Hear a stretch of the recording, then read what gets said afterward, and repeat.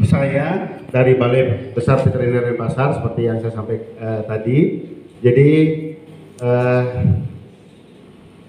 untuk saat ini saya hanya singkat-singkat saja. Saya kira Bapak Ibu setuju, singkat tetapi ada isi yang Bapak Ibu bawa pulang nanti untuk intinya adalah untuk dipraktekkan. Ya, tadi sudah banyak dijelaskan sama Pak Dokter Ota dari Pak Kadis. Tentunya sudah beberapa yang sudah bisa dipahami. Kami akan lompati jika ada hal yang memang perlu kami lompati materi. Lanjut. Nah, saya tidak memperkenalkan Sumba Unggul kepada Bapak Ibu, tetapi kami menyampaikan isi bahwa sapi Sumba Unggul ini sudah masuk, sudah tercatat atau sudah dibuatkan SK. Jadi dalam bentuk permentan ya, peraturan Menteri Pertanian. Bayangkan Bapak Ibu punya sapi yang unggul di sini. Sapi Ongol ini memang unggul, ya. Jadi kalau dari sisi aslinya dia itu berasal dari India, aslinya ya. Dari India turun temurun, bayangkan itu sudah berapa, hampir 100 tahun ya, sudah 100 tahun malah 100 tahun sudah dipelihara di Sumba. Nah sekarang posisinya, kalau ini yang masuk kriteria, yang ini mungkin yang dibilang Pak Kadis tadi sudah mulai agak kurang bagus Pak ininya, performanya. Jadi oleh karena itu diharapkan nanti Bapak Ibu tidak hanya unggul dalam bibit ya, tapi pakan juga harus seperti tadi dijelaskan. Nah ini saya kira merupakan kekayaan sumber daya genetiknya untuk di Sumba khususnya dan Indonesia pada umumnya. Berbanggalah kalau kami di Bali punya sapi Bali, Bapak punya sapi Ongol ya, namanya Sumba Ongol. Sudah ditetapkan dalam Permentan 427. Lanjut. Nah, saya tidak menyampaikan lagi karakteristik yang ada sesuai dengan itu. Jadi intinya bahwa kalau kami punya sapi Bali, Bapak lihat sapi Bali itu warnanya hitam itu pasti jantan.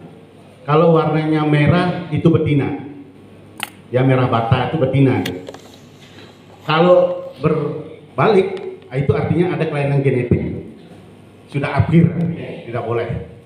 Nah demikian juga sapi Ongol, saya kira kalau tanduknya yang jantan biasanya lebih pendek ya Bapak ya daripada yang betina. Nah, itu salah satu karakter-karakter yang memang saya kira Bapak Ibu sudah sering, sudah pegang tiap hari, malah kami tidak bisa pegang sapi Ongol setiap hari, Bapak Ibu yang bisa pegang sapinya. Karena kami jarang-jarang di sini, paling surveillance 2 bulan sekali atau 3 bulan sekali. Lanjut. Nah, saya kira lanjut saja. Nah, tadi ada aspek penting yang disebutkan, tapi di antara itu kami ringkas Bapak Ibu. Bibit sangat penting. Bapak Ibu mempunyai bibit unggul, ya. Ini bakalan sapi yang bagus di sini. Sapi Ongol ini, sapi Sumba Ongol, bagus. Tetapi Bapak harus pikirkan pakan. Tadi sudah jelaskan. Jika bibitnya bagus, pakannya bagus, itu sudah 75% akan menjadi bagus. Jangan lupa kesehatan ternaknya. Kami ambil contoh. Bibit babi bagus, pakan bagus, ya bibitnya berkualitas, pakannya juga demikian dengan high grade ya, dengan kualitas yang tinggi. Tetapi begitu diserang ASF, babi kemarin habis semua. Nah, disinilah peran kesehatan ternak. Lanjut, kami akan masuk ke kesehatan ternaknya. Tadi sudah banyak dijelaskan. Ini adalah misi kesehatan hewan secara nasional. Kami tidak banyak jelaskan. Jadi satu adalah melindungi hewan seperti tadi, kita harus melindungi hewan. Kedua, melindungi manusia dari apa? dari penyakit-penyakit yang sifatnya zoonosis.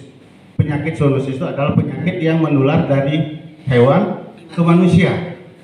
Ya, contohnya penyakit antrak, gitu ya. Nah, itu salah satu. Melindungi kehidupan lingkungan. Nah, ini bagaimana kita dengan lingkungan supaya lingkungan ini tetap menjadi kegiatan kita menjadi satu yang disebut dengan ramah terhadap lingkungan. Kemudian memfasilitasi perdagangan aman. Artinya Bapak, kita harus membentengi diri kita dari penyakit. Dan negara lain pun juga membentengi dirinya dari penyakit. Oleh karena itu, disinilah fungsinya. Lanjut. Nah, untuk strategi pengendalian, nah ini saya menitik beratkan di sini Bapak Ibu. Di biosecurity ya. Ini tolong masuknya ASF, masuknya penyakit CSF dulu namanya, yang tahun 95 itu kolera. Itu yang pertama kali mengungkapkan di Sumba Barat ini adalah saya. Mungkin masih ada catatan sejarahnya. Nah itu, terus divaksinasi. Sekarang CSF atau kolera sudah tidak ada. Muncul Muncul ASF. ASF ini dari mana? Dari adanya masuk kumannya, agennya, virusnya, gitu ya. Nah seperti itu. Jangan sampai masuk ke kandang Bapak Ibu. Itu intinya. Nah, bagaimana caranya? Ya tentu seperti kita di sini sekarang harus pakai alkohol gitu misalnya. Ini prokesnya di kesehatan hewan lah, ya. Prokes kesehatan hewan. Jangan sampai menyerang kita. Jangan sampai masuk ke kandang sapi atau kandang babi kita. Yang lainnya saya kira Bapak Ibu ini adalah pekerjaan-pekerjaan yang miliknya dinas.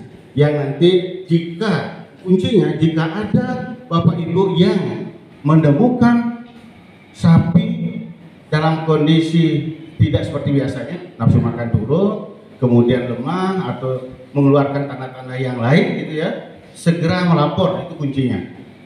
Jangan sampai masuk ke kandang penyakit. Masuknya ASF itu saya sangat yakin sama dengan CSF, kolera, yaitu Bapak Ibu ada satu mempunyai upacara, mohon saya dikoreksi kalau salah. Satu punya upacara, kemudian potong babi. Ini dagingnya, daging mentahnya dibawa pulang ya Bapak. Dibawa pulang. Pakai dicuci daging ini, air cucian dikasih babi lagi. Itu yang disebut biosecurity. Jangan sampai masuk itu. Tata cara itu. Seperti saat ini, saya sama Ibu bisa tertular COVID akibat dari kesalahan kita, ya. Saya tidak mau melarang budaya itu, tetapi jika seperti itu harus betul-betul dimasak, jangan limbah diberikan babi. Nah itu contohnya, ya. Lanjut. Nah penyakit yang pernah ada di sekolah Sumba, ini mohon dikoreksi Pak Kadis, itu surah, antrak pernah terjadi, sekarang sudah berapa tahun tidak pernah terjadi. Helminthiasis itu cacingan, ya. Kemudian SE, tapi sudah sangat jarang. IBR dalam tanda kutip secara serologis pernah dideteksi, tetapi agennya atau virusnya kami deteksi dengan PCR belum dapat. Kemudian brucellosis, nah ini sudah bebas 5 tahun yang lalu. Yang jelas Pak Kadis pasti terlibat penuh. Ini kita sudah mendapatkan Pulau Sumba secara keseluruhan sudah bebas brucellosis. Brucellosis ini adalah penyakit keluruan menular, abortus pada sapi. Ini sangat merugikan petani ternak sapi. Kalau ini bersifat zoonosis, yang lainnya ini bersifat zoonosis tapi sudah tidak ada, ya, di Sumba sekarang sudah bebas dengan SK Menteri, sudah bebas. Lanjut. Nah ini kita Bapak Ibu mohon maaf saya sedikit menampilkan bahwa kita mempunyai sistem Jadi petugas-petugas yang ada di lapangan itu memberikan informasi langsung real time kepada pada suatu sistem, sehingga sistem itu bekerja. Bapak Ibu yang supaya diketahui bahwa pengambil kebijakan itu bisa mendapatkan data secara real time. Jadi hari ini dilaporkan Jakarta sudah bisa di-download itu, oh ada kasus ini, ada kasus ini. Oke, demikian ini kita sudah fisiknya sudah berjalan, sudah 481 dari 5 kabupaten menggunakan Signas. Jadi ini yang digunakan oleh Pak Menteri dan ke bawahnya untuk mengambil dari situ data. Jadi tidak seperti dulu lagi print, ayo kirim data, kirim ini, tidak, sudah langsung ke situ. Itu pun kalau petugasnya aktif. Kalau petugasnya nggak aktif, nah di sini belum tentu kasus itu tidak ada, bisa ada, tapi tidak dilaporkan. Lanjut. Nah, kita masuk sedikit sekarang ke pemanfaatan limbah kotoran sapi menjadi pupuk organik. Ya, lanjut. Saya kira Bapak Ibu sudah tahu. Jadi untuk limbah kotoran sapi, Bapak Ibu, pernah nggak Bapak Ibu menimbang kotoran sapi setiap harinya berapa? Nggak pernah kan? Ya, saya juga nggak pernah. Saya juga nggak pernah. Karena apa? Saya perkirakan gitu ya, perkirakan dan sudah kita cek juga memang seperti ini. Sekitar 8 kilo sampai 10 kilo sapinya. Ini ada data penelitian ada. Jadi per hari sekitar itu. Anggap 10 kilo gak gampangan ya, 10 kilo per hari Pak Ibu. Kemudian dalam 1 tahun itu sudah ada hampir 3 ton, ya 3 ton. Ini akan bisa menjadi 2 ton pupuk. Pembuatan kompos nanti sangat sederhana. Di pasar 1 kilo itu Rp1.000, 2 ton kali 1.000, 2 ton itu 2.000 ya, 2.000 kilo ya, 2.000 kilo kali itu sudah jut ya. Nah, itu jadi gampang nanti. Nah, kemudian tentu kalau kotoran limbah itu akan, kalau tidak ditangani yang dengan benar, itu akan menyebabkan penimbulan apa yang namanya pencemaran ya, pencemaran lingkungan. Nah, kalau dikelola dengan baik, ini berpotensi untuk menjadi rupiah gitu ya.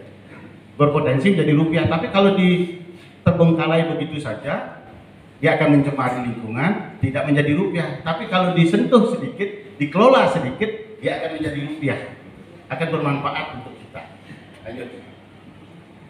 Nah, untuk pupuk organik, nah ini, jadi yang namanya pupuk organik itu bisa dari kotoran hewan, karena kita berbicara masalah kotoran hewan sekarang ya.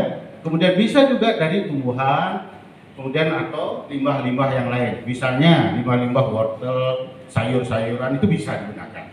Tetapi kita fokus berbicara di sini masalah dari kotoran ternak sapi, sesuai dengan judul ya.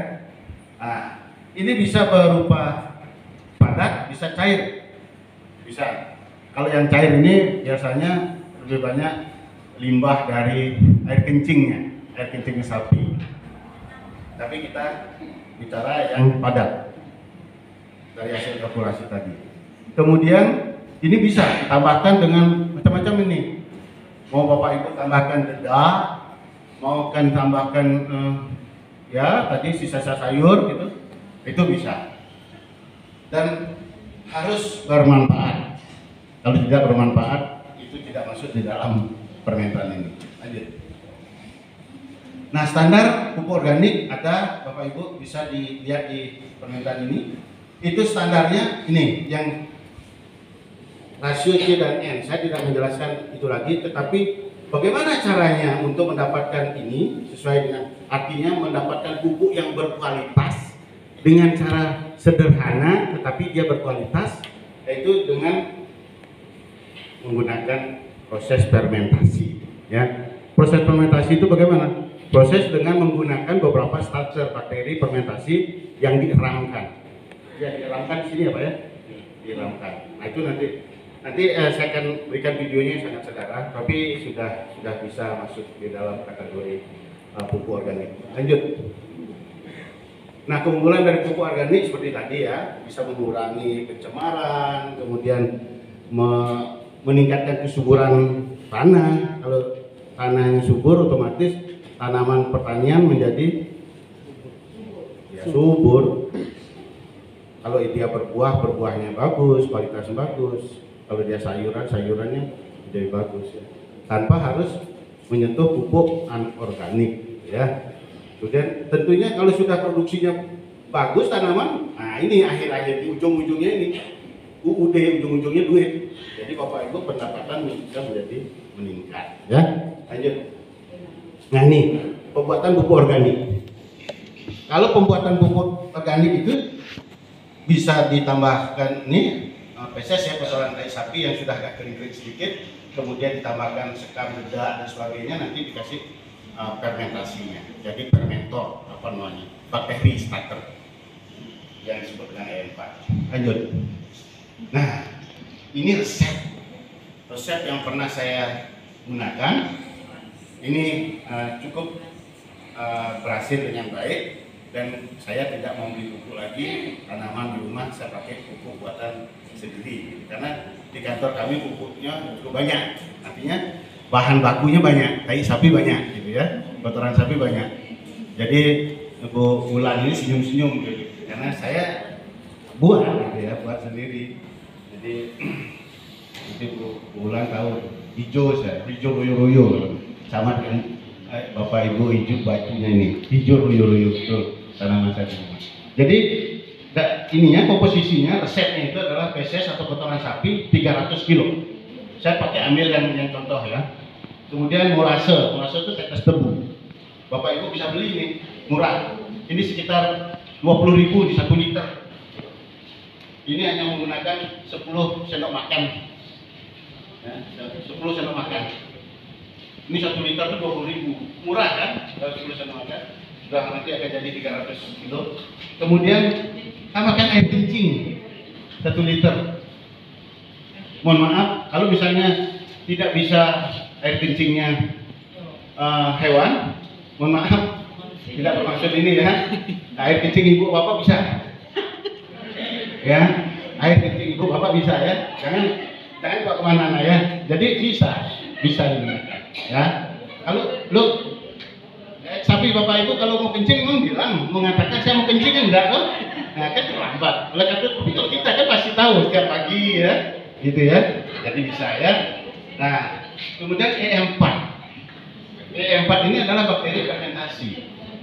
Nah ini juga sekitar 1 liter 50.000 ya Bu. Di sini ya Bu. 60. Kalau saya suplai di sini 25.000, mau ibu beli? Bisa. Jadi ini kalau di Denpasar sekitar 25.000 Bu. Oh ini 50 ya? Oh iya. Jadi kurang lebih itu. Kemudian dedak. Nah dedaknya 10 kilo, kemudian air secukupnya. Pengertian secukupnya nanti Bapak Ibu begini. Setelah dicampur ya tadi ada dedak, ada feses, itu yang sudah agak kering. Kemudian disiram air begitu. Nanti Bapak Ibu ambil. Tidak basah, kalau diginiin dia tidak basah. Kemudian juga tidak kering sekali. Kalau direbus gini masih bisa pecah-pecah. Nah itu cukup ya. Nah waktunya ya waktu difermentasi, kalau buat tape istilahnya buat tape itu difermentasi diketuk gitu ya, dibungkus atau ditutup itu kira-kira 2 minggu sampai 1 bulan. Ya. Kalau E4-nya semakin banyak ini semakin bagus. Ya. Dan intinya Bapak Ibu mau panen di 3 minggu boleh, mau panen di 2 minggu boleh. Cirinya adalah ini. Jadi bau tai sapi itu tidak ini lagi, tidak nyengat lagi. Atau bau kencing ibu di situ atau bapak itu di situ tidak nyengat lagi. Gitu. Artinya sudah jadi, gitu ya. Ya, gampang itu. Ya, lanjut. Lanjut Bu. Nah, ini contoh E4 ya. Ya, contoh E4. Ini beda-beda loh Bu. Bapak, beda. Ini adalah untuk di peternakan ya. Ini adalah untuk dipakannya, pakan ternak. Ini yang digunakan untuk kotoran hewan dijadikan pupuk. Sementara ini maaf, kembali lagi untuk toilet Bapak Ibu. Ini warnanya begini. Ini. Sementara yang ini adalah untuk perikanan tambak. Semuanya M4. Isinya ini bakteri-bakteri bagus. Sama dengan bakteri Yakult. Ya, model-model begitu. Bapak Ibu pernah minum Yakult? Pernah ya? Bapak Ibu tahu bakterinya dari mana? Tidak. Itu dari tai bayi. Bakterinya loh. Tainya bayi yang di ini bayi feses itu diisolasi, ketemu bakteri bagus di sini. Nah, bakteri bukan tainya, Bu. Bakterinya saja sudah dimurnikan bakteri ini. Inilah yang dipakai starter. Ya. Jadi itu. Ini juga bakteri starter dan bakteri yang bagus untuk ini lingkungan. Lanjut. Nah tadi sudahlah, Morase itu tetes tebu, ya, yang bisa dibeli 1 liter juga sekitar 20.000. Jika Bapak Ibu tidak punya, nggak usah pusing ini kalau nggak punya. Tadi saya sayup dengar Pak Kadis bisa diganti dengan gula itu, gula apa namanya? Yang sini gula lempeng ya, gula merah itu. Nah, gula merah bisa pakai. Gula merah bisa dipakai, kemudian atau tambah gula pasir, gula merah tambah gula pasir dicampur dengan air, dipakai sebagai pengganti molase. Ya, ini bisa. Nah, ini saya tidak perlu nanti kalau mau bertanya silakan. Ini sebagai sumber energi dia, ya, sumber energi dalam media fermentasi itu. Sebagai kalau kita itu sumber energi kita kan karbon, untuk kita bisa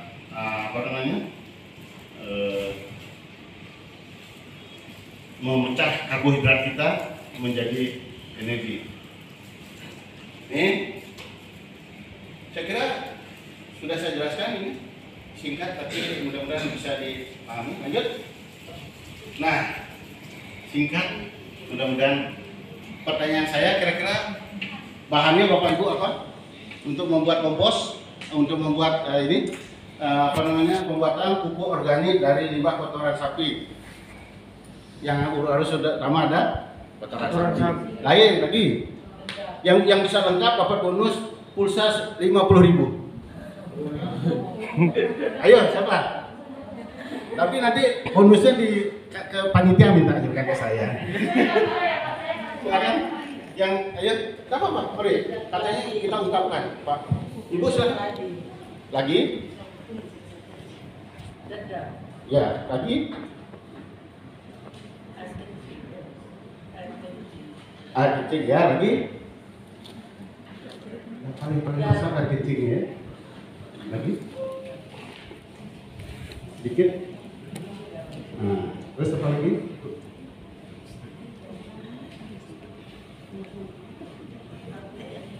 Air ya Bu, jangan lupa itu yang paling utama, air sapinya kan? Ya, terus tadi ada M4.